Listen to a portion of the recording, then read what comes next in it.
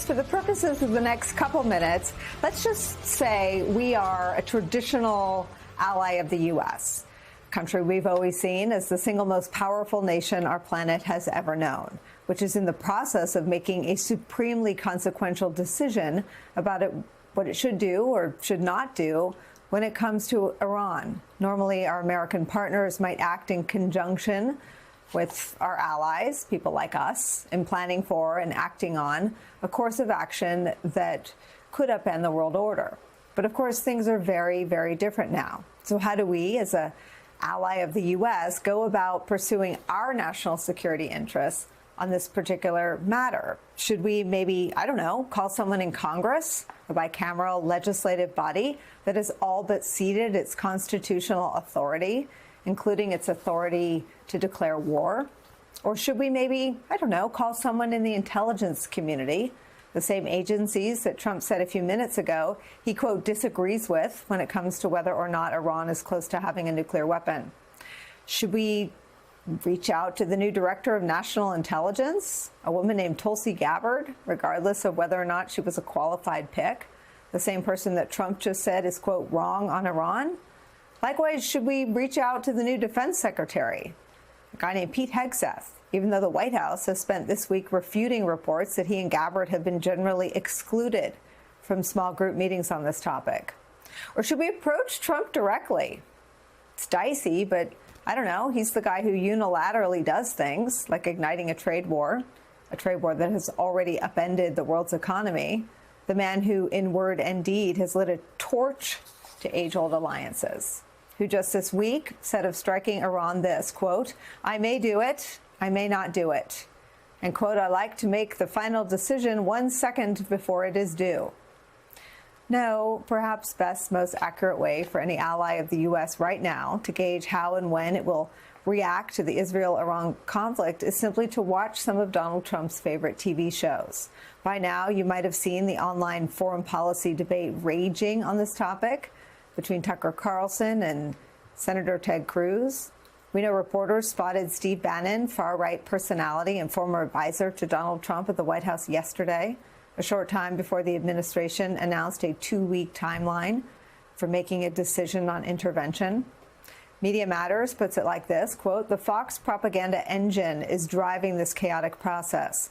Trump reportedly became more interested in U.S. military action because he saw favorable Fox coverage of Israel's initial attacks on Iran, while more recent segments have stressed the importance of U.S. involvement. Fox host Mark Levin and his former colleague Tucker Carlson are waging a scorched earth battle for Trump's ear, with Levin apparently gaining the advantage. Top administration officials with roles in a potential conflict, including Director of National Intelligence Tulsi Gabbard and Secretary of Defense Pete Hegseth, are in their positions in the first place because Trump approved of their previous work at the network. Today, with violence still ongoing in the Middle East, Iran's foreign minister met with his European counterparts in Geneva, but refused to meet with American officials. Yet another instance in which U.S. allies increasingly appear to be going it alone without us. It's where we start today with some of our favorite reporters and friends. New York Times diplomatic correspondent Michael Crowley is back, and former State Department spokesman Ned Price is here with us. Michael Crowley, let me ask you just to set the stage with any developments today that I might have missed, or any dynamics that you're also watching and reporting on.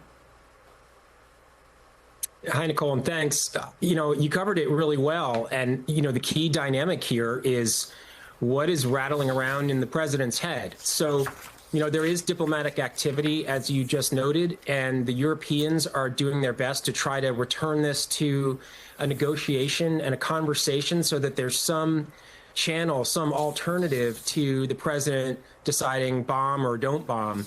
Where you have a conversation going with the Iranians again. And by the way, that's one that, in my reporting in the last couple of days, I've talked to a lot of nuclear experts, and I sense a really strong consensus among the people who understand this program best.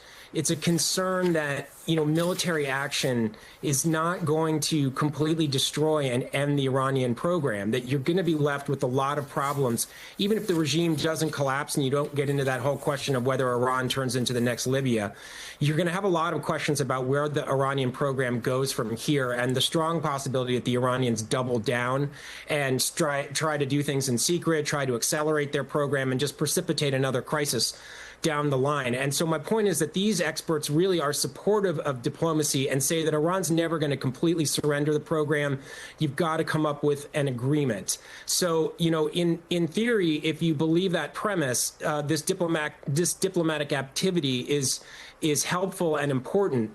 But, we just don't know that this is what the president is actually interested in. And everyone is trying to decode these bits and pieces, like who's coming in and out of the, the side entrance of the White House. And what is Steve Bannon saying about this? But honestly, I don't think there's any, grand theory or guiding North Star right now. It's just an entire world on the edge of its seat.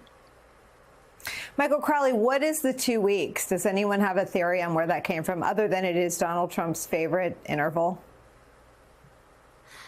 It's his favorite interval. And, I really do think that, look, there could be a lot of different things. It could be a bluff. It could be that he is once again, hoping the Iranians will be caught unawares, as they were apparently last week, whether it was by design, if the president was in on the fact that Israel was attacking, or by chance, if the president was still hoping to delay Israel from attacking. But the Iranians were hearing President Trump talk about another round of negotiations and seemed unprepared for the Israeli strike that took place several days before that meeting was supposed to happen on last Sunday.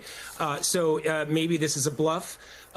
Maybe he was a little bit rattled as he began to hear from allies like Bannon and Carlson, and people were raising all the possible consequences of a strike. But, sometimes the simplest explanation is the one you should rely on. And in this case, I think it's strongly possible that President Trump realizes there's no rush. The Israelis aren't demanding that he do this right away. Fordo's not going anywhere. They're not going to be able to smuggle the nuclear stuff out of it because it's being watched like a hawk. So he's going to take his time, decide at the last minute, maybe see if things develop in a way that makes the decision any easier for him. It could be as simple as that. Ned, it's so nice to have you on the program. Thank you for being here. I want to show you some of his refrain of 2 weeks, but I just first want your thoughts on this moment we find ourselves in as a country. Nicole, it's a fraught moment. It's a dangerous moment, but it is one in which I think we should all be hoping that diplomacy wins out. Michael is exactly right. The people he's been speaking to are exactly right. There is one and only one way to permanently and to verifiably ensure that Iran never acquires a nuclear weapon, a goal which we should all share, by the way. We share it with Donald Trump. We share it with our Israeli partners. We share it with countries around the world. And that is through diplomacy. As Michael was alluding to, a military strike might, and I use that term deliberately, might set back Iran's nuclear program. It might set it back by months or longer if it's successful. And of course, that's an if, even though we have all the confidence in the world in the U.S. military. But there's another dynamic at play here, Nicole. If we go after this solely militarily, it provides Iran every incentive in the world to try to reconstitute its program as quickly and as clandestinely as it could possibly do so. And Nicole, it doesn't take Iran the capability to build a full-scale, sophisticated nuclear weapon. If Iran is acting quite literally under the gun and it wants to respond quickly in due time, it can cobble together the enriched uranium that may be left over from the various military strikes. And rather than put together a sophisticated weapon, Iran will have the ability in relatively short order to put together a much cruder nuclear device. So again, there is only one way where we can conclusively deal with this program. It's what we did in 2015 when President Obama and the White House team working on it concluded the JCPOA, the Iran deal. Iran's nuclear program was in a box for those 3 years. I say only 3 years because, of course, it was let out of a box in May of 2018 by President Trump himself, the same president who is now trying to reconstitute something like what we used to have. I mean, Ned, you're making all of the correct and logical and sane policy arguments based on facts and knowledge and intelligence. But I just want to contrast that with what from the outside looks very different. This is what's happening on Fox News right now. Folks who know Trump is watching, giving him foreign policy, military, and strategic counsel. We have to do it. And I know President Trump probably watching. It takes a lot of bravery, but I've been watching your show, you've shown that he's been very consistent about the fact that Iran can never have nuclear weapons. We can't go halfway here. I mean, what is your sense of what Donald Trump's information and advice diet is right now? Well, Nicole, I wish it were a complete diet. And I say that in the sense that I wish he were getting the full and considered view of the U.S. government. But of course, he's not.